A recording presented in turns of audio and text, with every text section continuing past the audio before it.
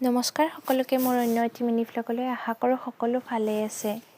সেইদিনা জ্যোতিষিত্ৰবনৰ এটা অডিটৰিয়ামত সাংস্কৃতিক সংগম নামৰ কিবা এটা অনুষ্ঠান চলি আছিলে। সেই অনুষ্ঠানো অকণমান উপভোগ কৰি আমি স্ক্ৰিপ্টখনো মাজে মাজে চাই আছোঁ। তাৰপিছত দুপৰীয়া সময়ত আমি পৰঠা আৰু ঘুগনি খাই ল'লোঁ।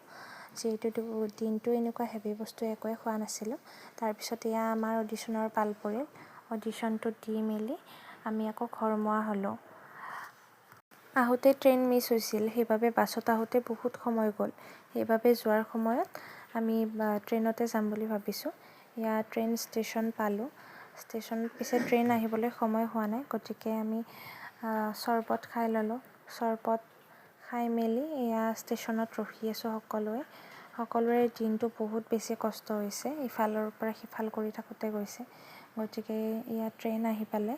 তাৰপিছত ট্ৰেইনত উঠি আমি সকলোৱে ঘৰমুৱা হ'লোঁ। আজিৰ ভিডিঅ'টো এইখিনিতে সামৰিলোঁ। আকৌ নেক্সট ভিডিঅ'ত লগ পাম। ধন্যবাদ সকলোকে।